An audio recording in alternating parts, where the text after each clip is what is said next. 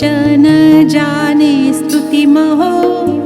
न चाह्वानं ध्यानं तदपि च न जाने स्तुतिकथाः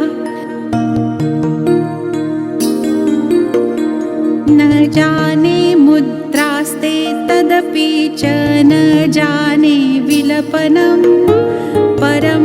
जाने मातस्त्वदनुसरणं क्लेशहरणम्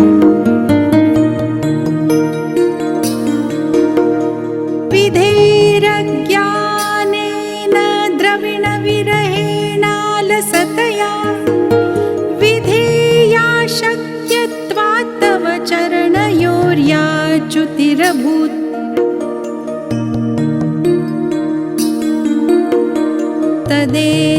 तदेतत्क्षन्तव्यं जननि सकलोद्धारिणि शिवे कुपुत्रो जायेत क्वचिदपि कुमाता न भवति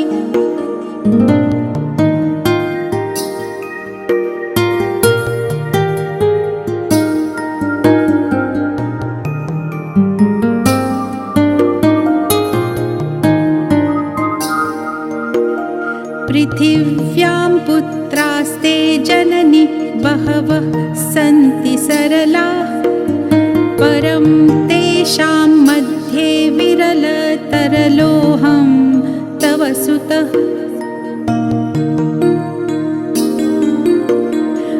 मदीयोऽयं त्यागः समुचितमिदं नो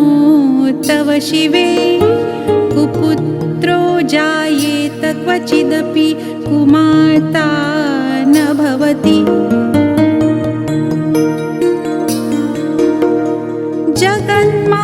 जगन्मातर्मातस्तव चरणसेवा न रचिता न वा दत्तं देवी द्रविणमपि भूयस्तव मया तथापि त्वं स्नेहं मयि निरुपमं यत् प्रकुरुषे कुपुत्रो जायेत क्वचिदपि कुमाता न भवति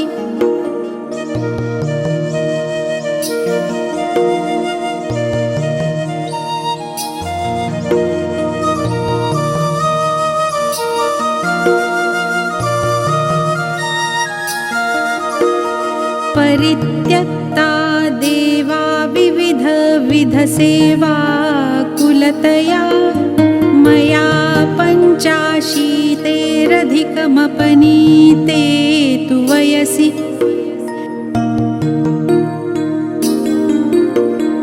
इदानीं चेन्मातस्तव यदि कृपा नापि भविता निरालम्बो लम्बोदरजननिकं यामि शरणम् श्वपाको जल्पाको भवति मधुपाकोपमगिरा निरातङ्को रङ्को विहरति चिरं कोटिकनकैः तवापर्णे कर्णे विशति मनुवर्णे फलमिदं जनः को जानीते जननि जपनीयं जपविधौ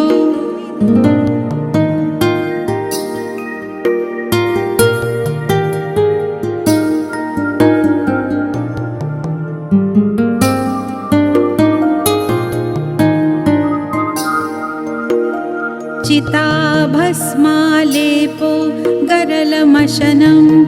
दिक्पटधरो जटाधारी कंठे भुजगपतिहारी पशुपति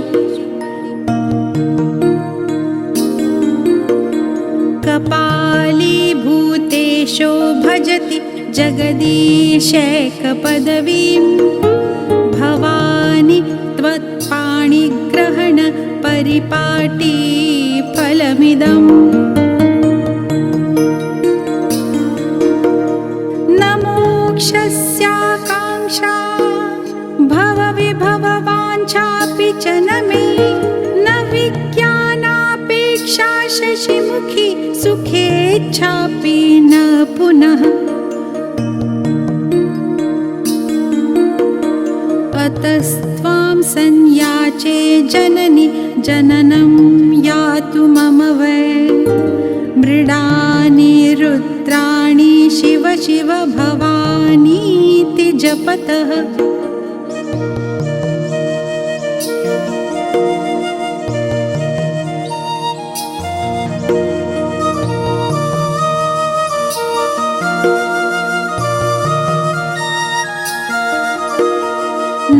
नाराधितासि विधिना विविधोपचारे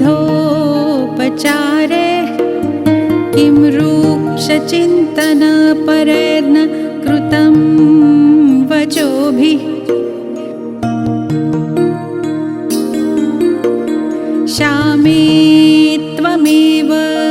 यदि किञ्चन मय्यनाथे धत्से कृपामुचितमम्ब परं तवैव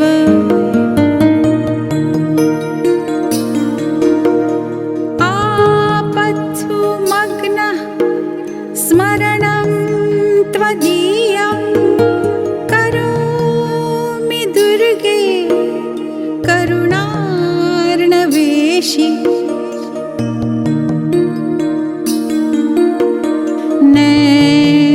नेत्तछठत्वं मम भावयेथा क्षुधा तृषार्ता जननीं स्मरन्ति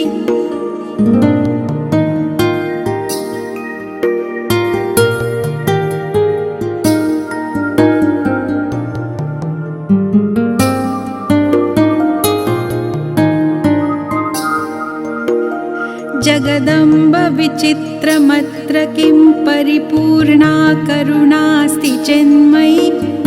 अपराधपरम्परा परं नहि माता समुपेक्षते सुतम् मत्समः पातकी नास्ति पापग्नि त्वत्समानहि एवं ज्ञात्वा महादेवी यथा योग्यं तथा कुरु